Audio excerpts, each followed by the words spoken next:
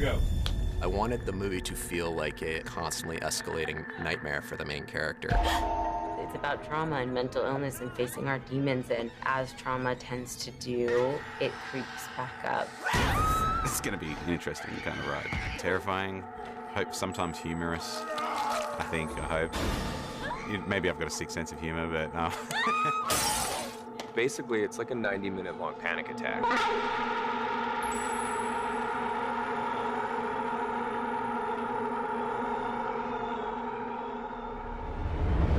Do you think that if a dream feels real enough, it can affect you in the real world? The short, Laura Hasn't Slept, we were all set to premiere the short at 2020 South by Southwest, which got canceled last minute because of the beginning of the pandemic. But they went ahead and did all of the judging anyways, and we won the special jury award. Following South by Southwest 2020, we heard about this incredible short film that had blown people away, Laura Hasn't Slept.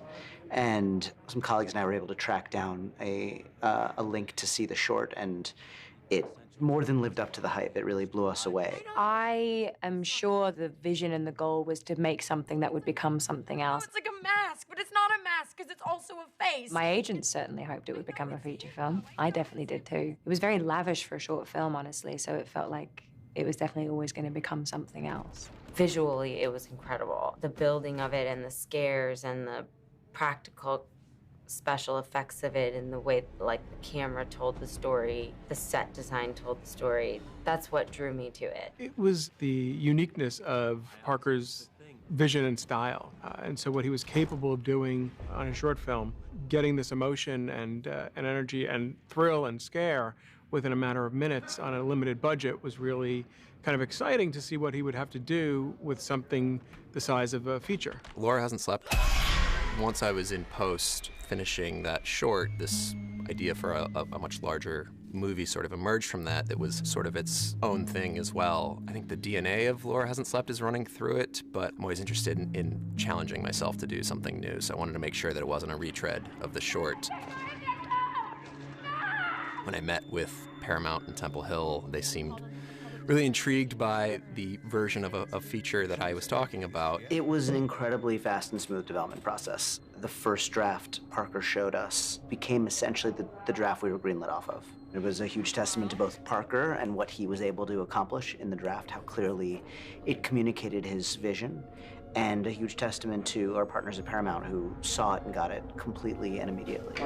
The producers, how they sort of interacted with me as a first-time feature filmmaker. I think what they were really helpful in was helping me navigate the studio system and the machine and all of the sort of invisible stuff that has to happen to get a movie prepped. And they definitely allowed me to just try to focus on the creative side of things. At the core of it, it's finding a really talented, experienced team of department heads to surround him with who both fully get and appreciate his vision and have fantastic ideas to help bring it to life. A lot of the other people that I'd worked with who were first-time directors had done a lot of music videos and commercials and things like that, so I think that had a bit more on-set experience. But you wouldn't know it with Parker. Like, he's a very intelligent guy that's very well read, and I think he knows a lot about set and everyone's roles, but he really knows what he wants. See it one more time? Yeah, should we get our first team in? Yes, get it going. Please. Parker.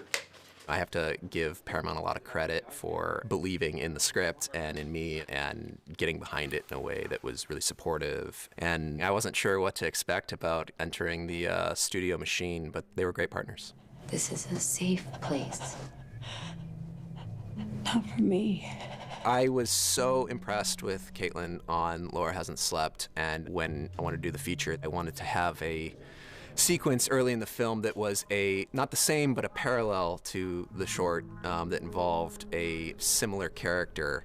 And there was nobody else in my mind that could have played that role. I wrote it specifically for Caitlin, and she came back and just hit it out of the park. I'm not sure I understand. It looks like people. It looks like different people. In terms of getting into character, I envisioned just an animal. Laura has one goal and one ambition, and it's to survive, but she doesn't have any answers. Every decision I made as Laura in that place was one of desperation. Like, when you are at the extreme point of any emotion that is like survival-based, if it's anxiety, if it's fear, if it's anger, you become very animalistic. What happens when you do see it? Your behavior is, you know, it's all your lizard brain. It's smiling at me. She's basically just become an instinct rather than a person. I often love writing impossible tasks for actors and then convincing them they can do it. Getting actors to push themselves and to tackle really complicated things. Caitlin, she came out and we worked on how it was all gonna happen, but honestly, it's all about being on the day in front of the camera and just having the confidence to go for it. Well done, Caitlin. Parker's a very clear vision of what he wants. On the performance side, it's hard to find guys who can give a good acting note and also are like special effects driven, creature driven, things like that, that sometimes usually you lose one to the other. So to find a guy who can do both, it's pretty cool.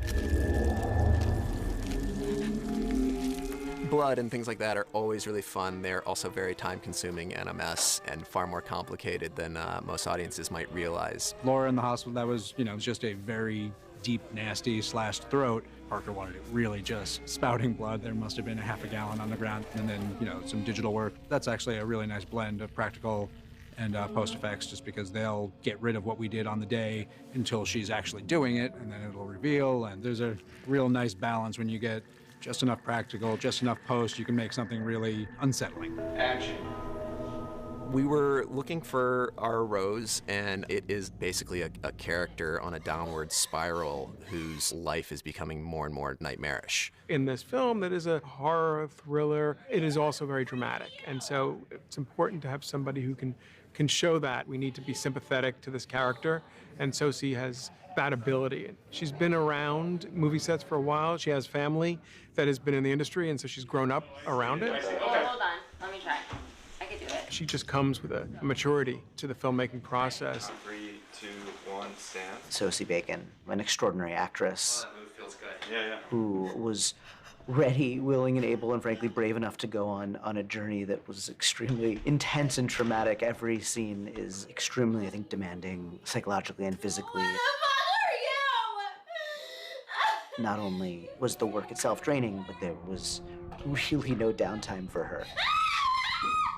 This is a hard movie, and she brings it every single day. She's in every scene, pretty much, and to work at that level of tension and fear and anxiety as an actor and have very little break in that is emotionally debilitating. It's been a learning curve for me. I wasn't aware of like how much it would wear on me physically to be this heightened, stressed, anxious for so many hours a day. Like the toll it takes on your body is astronomical. I think it's like you have to be prepared for something like this in a different way.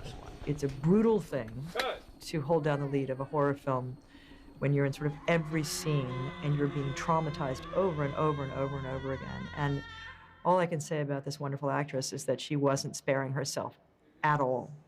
And she was in a marathon run of days. Sosie's got this amazing ability to really bring out emotion and anxiety, and she can sort of fill that space of a character who is on that downward trajectory in a way that I've never seen before. And she threw herself into it in a way that I think blew everyone away. That didn't work? So, you know, her process is it's not like my own, where I feel like I feel things early on and then have to find them again. Whereas, you know, with her, I can almost watch her in rehearsals realize things as Rose. And it's really interesting. And then she's able to recreate it over and over and over again and explore it in very intricate ways. Sosie has been amazing. She is legitimately like everything you want out of a co-star. She's everything you want out of a #1 on the call sheet. And she's just an incredibly talented actress, and she's very kind. It's just nice to enjoy working with the people you work with and to really respect the people you work with. The board is down my throat about paying out of pocket for another bed in the residency program. Maybe the board should try giving a shit about the point of our job here once in a while. The direction behind it, I mean, we've all seen films or been part of films where the performances aren't quite up to par, and there might be a number of reasons for that, including whether you could or couldn't trust your director. And it seemed like Parker, in both talking to him and watching some of his earlier work, it was that perfect storm of casting people who he knew how to bring to life and then having the real chops to be able to do it. I don't feel that any of this casting really expect to see in a horror film. It kind of lends to the excitement and energy of it all. You know, sort of take the audience off guard. The blurred reality stuff is the stuff that I enjoy as a horror movie fan. I'm less about just straight up gore and more in the realm of something that could be possible, or you can at least understand how your mind could think something's possible, even if it's totally far-fetched. I always go back to The Shining, which obviously has incredible story structure, performances. The characters are so grounded, and it's mostly creepy because you can feel yourself going mad with Jack Nicholson's character. Rose, what the fuck? I like that, Rose! And cut. Cut. Felt really good. I did. It takes a specific type of horror film for me to enjoy the process. If I can't battle within my own mind about what this person is going through, then like I'm not really interested. There has to be some type of like real world experience or something that I can relate to in the horror film in order for me to get it. And I think that's why I was drawn to this movie. It's because I like to observe people, and I'm really interested in wondering how other people's minds work in comparison to my own. I feel like Parker explored that with Rose, in the contrast with Trevor. Going through this experience together and like trying to communicate to each other and like relate things to each other, and they just can't. Well, are you serious right now? Yeah. If that's how you feel, then why are we even together? Why don't we all just take a breath and... Why don't you just fucking make yourself at home? Dr. Northcott is meant to be a barometer for what the truth is, what sanity looks like. And when you introduce a character like that into a world where the world itself is insane, the question of whether she'll end up being a protagonist or an antagonist is very much alive from the moment you meet her. I find Robin to have this really interesting two sides of a coin to her. She's got this incredible softness to her that can cut through and connect. And then at the same time, she's kind of got this icy side that she can bring forward as well. Almost time, Rose. I think what's also fun about the script is that every character has its own flavor. It's not just this monochromatic, you know, well-written script. Everyone has their own thing going on. I mean, Holly's probably like the needed comedic relief. She's so obnoxious. Jillian, she is, I think, probably the exact opposite of Holly in real life. And it was really fun to cast her in this role that was so different than who she is, but she stepped into it and really created this character. When we first meet her, we might find her absurd and ridiculous, and then as the film progresses, we realize, like, oh, that's just her own mask that she's wearing, and that she also is somebody who has been living with trauma her entire life. I was afraid of Holly kind of coming across as like a caricature because she's so obnoxious. But he was like, no, like, push that. I really want you to sort of embrace the absurdity. What the fuck is this? Joel is a character that sort of zigs when we think the film is gonna zag. Can you rewind it? Kyle has been sort of quietly killing it for years in genre films. Is he smiling? Rose, who are these people? What I really like about him is that he's got this thing about him that makes you want to root for him right away.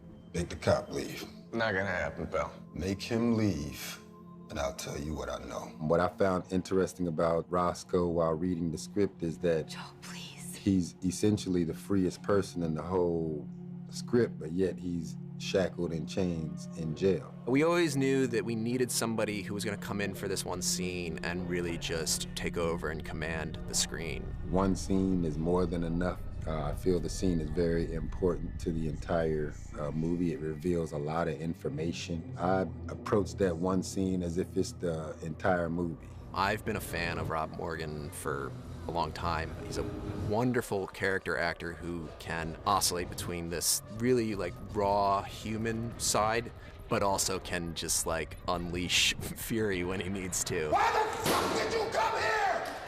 You're not gonna give it back to me? Ah, get out of here! Get her away from me! How like a film is going to look and feel is really the director and the DP working together. Charlie was somebody who not only I admired him as a filmmaker, but also we had a friendship and a connection that made a lot of sense, which I think is really important for a director and a DP to see a film in the same way. It was kind of a combination of like being very wide and utilizing the environment, wide lenses, maybe a little bit more depth of field, having her small in frame. and then juxtaposing that with being right in there. Usually on a wide lens still, to be just intense, so you still see quite a lot of depth around her, and you sort of don't know what's going to be, you know, what's the next step? She's going to turn it around and then have some other horrific thing to sort of, you know, be in her face. We had a full array of lenses, and sometimes we would deviate from the 3 or 4 that we really love, but we would find that like 3 or 4 lenses would really tell 90% of the story. The 28's our wide lens, the 55's our more portrait lens. How we lit the film was really important as well, that we wanted to take all of these spaces that were not inherently creepy or evil feeling, but present them in a way that would make them feel more and more uninviting. In terms of production design, one of the ideas that Parker had that was incredibly exciting and that Lester Cohen has been doing was playing with how unnerving something very mundane could become. Many years ago, I was researching a film and I ended up in a jail in Webo, Montana, and there was this insane pink color that I guess at that time, some psychological study had said this pink is calming and makes people less violent. So we sort of like tried to like insert that into this space, this sort of like Pepto-Bismol pink. The hospital rooms are very eerie. I mean, it's colors that nobody would have anywhere else. Somebody probably thinks they're calming, but they're really just creepy. It feels very clinical and not personal at all. It's just a creepy place. Lester Cohen has been doing just some of the best work at building worlds that feel both very grounded and yet also incredibly heightened and cinematic at the same time. Like a lot of the stuff I typically do is very reality-based, and so it's kind of liberating to create, you know, another world and to live in a world that's like part dreamscape, and then, you know, that touches into reality, but even reality is not necessarily reality. I got a lot out of working with Lester. It was great. We definitely would collaborate on, you know, where lights could be put when he was constructing things and the space that we would need for the equipment. And, you know, if I was thinking that a window might be better over this way or that way, just because we're going to light in and key someone from a certain side, he was always great with that. And because he's so experienced, he'd be like, okay, cool. If this is, you know, where the camera's going to be, I think, you know, this is probably where the window's going to be. And I'd look at it and we go like, cool, yeah, that's great. It's a weird coincidence. She was also interviewed about a suicide. Alexis Forte is a brilliant costume designer, and we had a lot of discussions early on about wanting the wardrobe to reflect the characters' journeys through the film. Alexis also helped us kind of come up with a wonderful way to help tell the story of Rose's decline over a very short period through the changing of her wardrobe from something that is very polished and professional to something that is increasingly reflective of her need to grasp for any aspect of comfort to then something that looks much more completely undone. With the character of Rose, we like the idea of her seeming like more pulled together in the beginning, and she's a little more stylish, and then sort of breaking that down. And by the end, she's just in a hoodie and a big oversized coat. And then even the pattern at the end is like this broad, more chaotic pattern on her coat, which was fun to like have that transition, which is hard to do when you only have 5 script days to try to get a narrative story in with just, you know, like 5 to 6 looks. But we had a good time doing it, and it was so great to work with Sosie, so collaborative. And in scenes where there are visions, either myself or Lester, the production designer, we try to incorporate an element of yellow. For the closing, when Joel is a vision, he has these yellow socks on. Dr. Desai, when he's a vision and rips his face off, he has a yellow tie. And then when he comes out to the car, he's in the exact same look. And it's the same tie, but with a green variation instead of the yellow. Rose, don't go anywhere! Hey, Rose, please. Please don't go anywhere. The location for the film, I wouldn't say that it has a real focus on the fact that it's in New Jersey, but New Jersey is sort of a lifeblood running through it. The intention was to shoot New Jersey for New Jersey. I know a lot of times people cheat cities for other places, but we fell in love with the mix of the industrial and all the greenery. I think it's important to own the location and make that a character. There's a lot of films happening these days and they'll run around for tax rebate purposes and they're sort of ambiguous as to where they're set. And I get it, economics, all that stuff, but it's sort of like growing up watching films, I was always like, where is this? Like, what is it? What's the town? What's the city? It's important to me. And the more I got to learn about Jersey, I realized there's so many amazing spots there, and to shoot a film, it's really diverse. Like the locations, you can be in the woods, like there's beautiful forested areas and green areas and suburban like villages with all the different sorts of demographics, and then you've got more urban kind of grit, old school kind of like, you know, your Newarks and even parts of Jersey City, or these amazing bridges, the rivers that sort of lead into Newark, and it's this industrial kind of wasteland. As a state to shoot in, yeah, I think it offers a lot.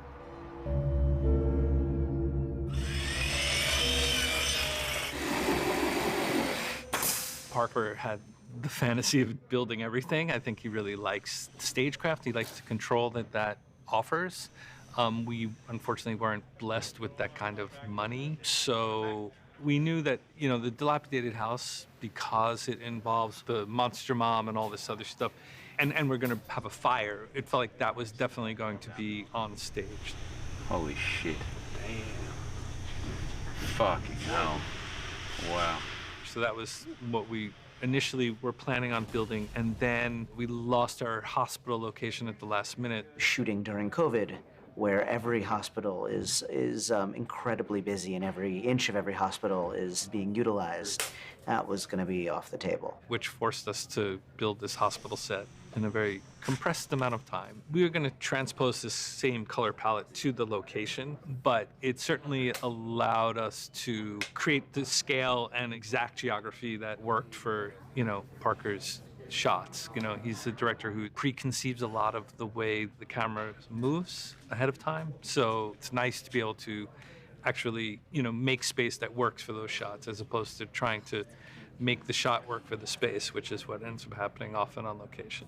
Lester came up with incredible ways of really building a huge amount with very little that, you know, was able to bring so much personality and life to this world incredibly well. It's a studio film, but in a way it's felt a little bit like an indie film, and there's a lot of energy and excitement. Just because we aren't able to do something, I don't feel that it's hurt the film. A lot of times what it does is forces us to think outside the box and in a different way. And I find 9 times out of 10, when we are doing that, we're coming up with a more interesting and creative idea and solution. You wish that I would die. Because I was afraid of you! I was 10 years old!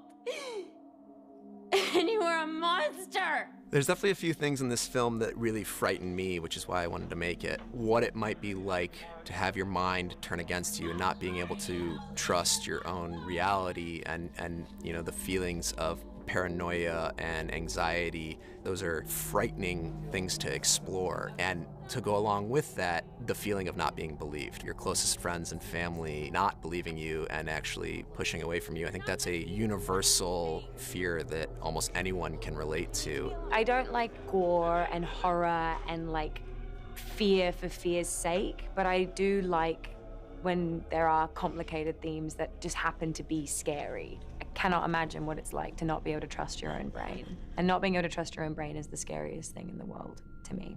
It does look at trauma. And you're gonna run out of the room like you did at the end, okay? That is another thing that attracted me to the script. There's a layer of like somebody dealing with an horrific past and who's trying to cover things up from that past and just try and live a normal life. You know, we all put on the happy smile, kind of like, you know, but really what's going on inside, all these things from the past that might have affected us in a certain way, and I know that's happened with Rose. The idea that we can't leave a legacy of trauma behind and that it's sort of chasing after us our whole lives. And cut. That seemed to give some teeth to the film. Living with trauma can feel almost like you're cursed, and I wanted to sort of see, like, what if we manifested that into a real curse, and what that might feel like if you were actively being pursued by your trauma. While the story is entirely about Rose and through Rose's perspective, a lot of what it's covering is what impact does mental illness play in someone's life, and particularly what does it do to their relationships and to those people in their life. I mean, I think what's cool about the script is that it can be interpreted in a lot of ways. I was really excited about the idea of it being an interesting play into schizophrenia. When Trevor is listening and watching all these crazy things happening, there is a moment that even me as an actor reading the script, like, oh my God, this is schizophrenia. This is a real life horror film. And that must be what it feels like. A part of Parker's process is letting you figure that out on your own. When I got that moment, I felt very confident in him and in this movie. Rose's journey, which is a very solitary one, just watching how quickly and believably her entire life, her support network falls away, how quickly she is completely alone, having to contend with something that is just beyond her ability to contend with, is the sort of thing that keeps me up at night. Is it just kind of stays with you of like, you look at your life and you're like, could it all slip away that quickly? We wanted to put Rose back into her 10-year-old self and the feeling of this monstrous version of her mother who was dealing with mental illness and drug abuse and alcoholism from a 10-year-old's perspective at times would feel like a monster. So we wanted to manifest that into what that might feel like to adult Rose. You can't escape your own mind, Rose. We're providing two key moments towards the end of this transformation. And one of them is makeup, a very slender performer, and the other one is a complete bodysuit in case there's another performer. Tom Woodruff is somebody whose work throughout the years I've always looked up to. He and Alec were part of the team that built the Alien Queen and Aliens. They built Pumpkinhead. They did all kinds of incredible practical effects work. And so for some of these specific effects we had in the film that I wanted to pull off practically, I wanted to go to these guys that in my eyes were legends. The plan is that we'll stretch this over this, and then Kevin would reach up, pulling this back, so this will stretch and tear. Close on her, and we'll have Marty maybe do this and stick his hands in her actual mouth. Begin to pull and cut out that wide tableau, and he's just going for it. That's right. Yeah. And with the final vision being really horrific. This image that Parker really wanted from the very beginning, was very clear about it. And it's this big, wide shot, the monster, and you see Rose. Straighten up your legs. Yeah, like that. It's beautiful. He wants it to be beautiful but creepy at the same time. And there's puppeteering involved with the character of Monstrosity Mom, because there's a person inside the bodysuit. But we also have puppeteering that we have to do on the Rose replica dummy that we did, because Monstrosity has to try to take over her body by putting himself literally down her throat. The image that we show the audience at the end of the film, I'd say, on the day, it being in front of the camera was this really surreal moment, seeing this image I had in my head finally come to life all these months later. I'm not in the suit this time. There's two different characters. There's Kevin Kepi, who's playing Nightmare Mom, and there's Marty Martuis, who's playing Monstrosity. I enjoy watching these guys. Action. Because they're experienced. They've done a lot of this kind of stuff. You're not just a person wearing a monster suit. You're another actor in the scene. It's a performance. There's something that happens on set when you have practical effects and they're there and they're real and the actors can interact with them. It creates a certain kind of magic that is so additive compared to just purely relying on VFX or CGI. I mean, obviously, of course, there's certain story things you just cannot do practically, but I always want to push and see what can we pull off with practical effects. And I think it's partially that growing up watching movies with practical effects was one of the reasons I wanted to become a filmmaker. And give us another big open of the mouth. And cut. There's just like great stuff throughout the history of horror that, for me, are like some of the most impactful films.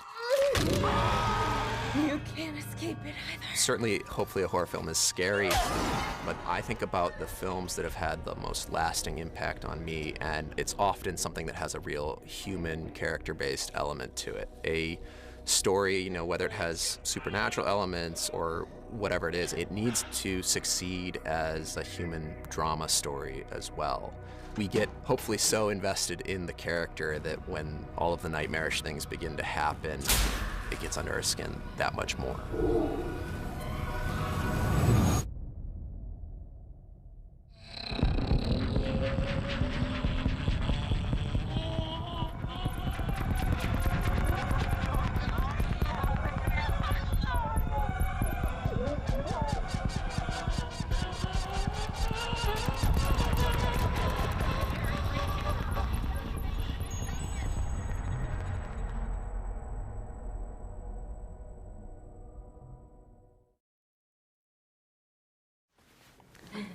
Can you see if you can find Mustache? I haven't seen him anywhere at all. Yeah.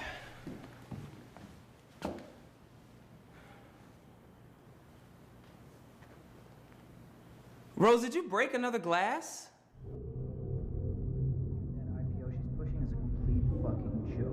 like she's actually trying to lose money. Oh, by the way, did you hear that fucking Diaz got the Pembroke account? Yep. I would cut my dick off for the Pembroke account. Hey, you fucks here, Diaz got the Pembroke account? Fucking Diaz. Fuck. I'll be right back. Are you gonna be okay for a sec? Yeah.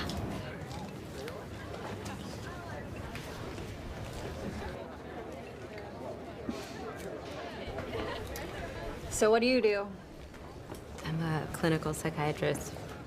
You know, I read that statistically psychiatrists actually have the highest rate of suicide of any profession. Don't you find that crazy ironic? Although I suppose if I had to listen to a bunch of losers complain about their mommy issues all day, I'd probably want to blow my brains out too. Champagne? God, yes.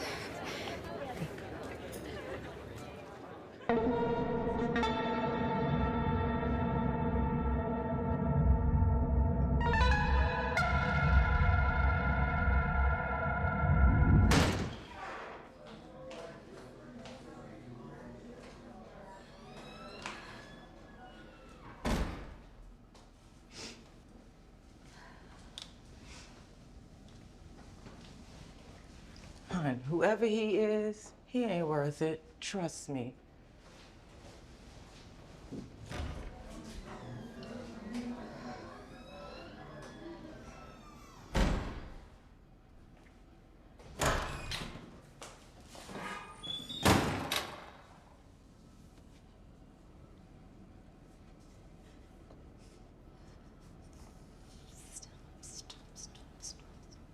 Stop it.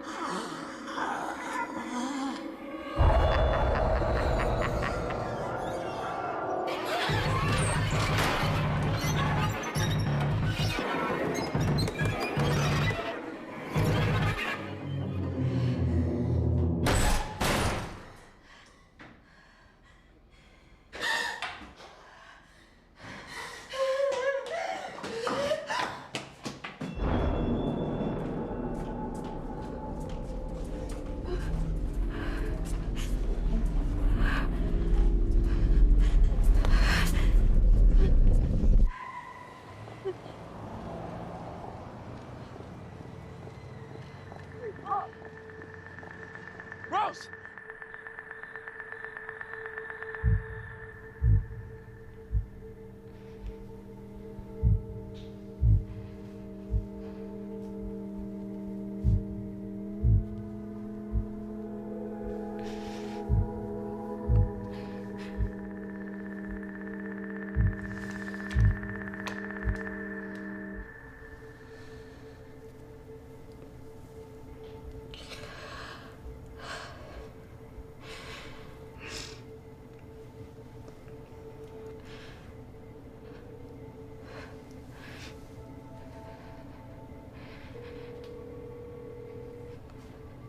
Hello? Hi. Rose? Oh, hi. Is everything all right? Oh, yeah, everything's fine. I'm so sorry to call so late. Not at all. It's nice to hear your voice again. What's the occasion? I know it's super last minute. I just was wondering if maybe I could, stop by tomorrow. Just to chat. Tomorrow? My first appointment is at 9. I can meet you at my office at 8. Great. I'll be there. Rose, is there anything you feel you want to tell me right now? No. No, it's not, that urgent.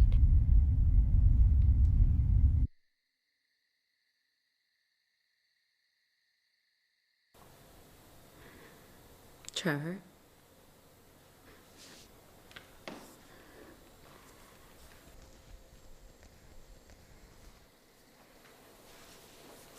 Trevor. Trevor. Jesus.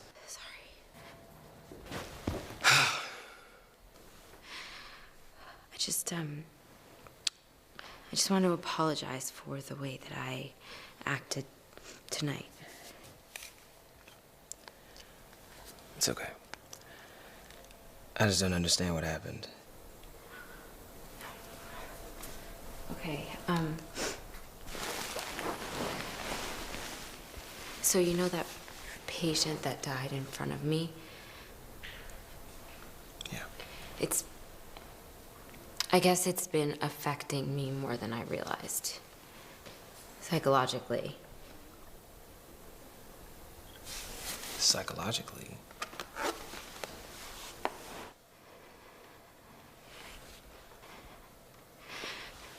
I have this like overwhelming anxiety that won't go away, and I've been having panic attacks. And that's what happened tonight, and it could be a symptom of post-traumatic stress, which would totally make sense, but I've been keeping you in the dark about it, and that's not fair. It's just that I was embarrassed, and I'm sorry. Panic attacks. Hey, you don't have to worry, okay? I'm handling it. I'm seeing Madeline tomorrow. Who? The psychiatrist that I used to go to. I've mentioned her before. Right. Was there anything that I can do? No. You're great. Thank you so much for understanding. I love you.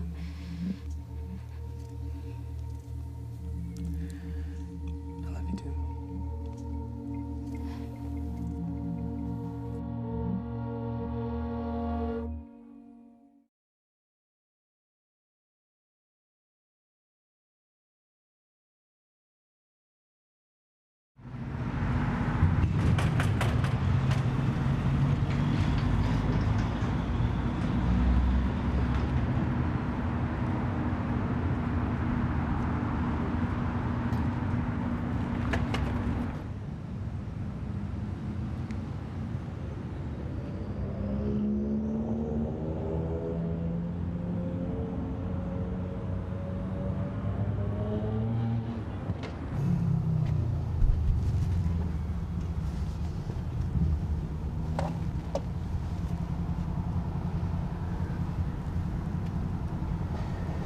So what do you want to do?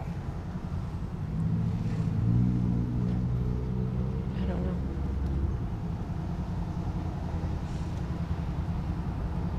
I mean, do you want to go somewhere? I can stay with you.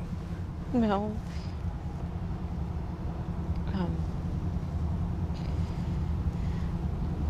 I think I just want to be alone for a while.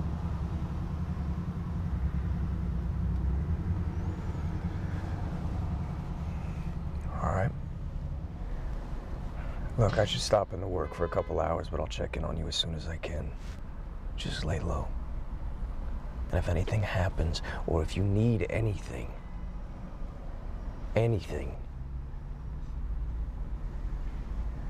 call me, okay?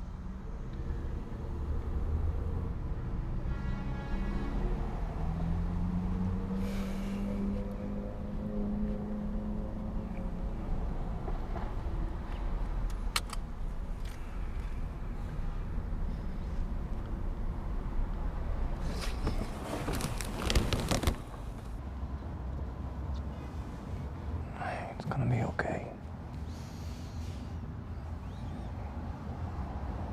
You're gonna be okay.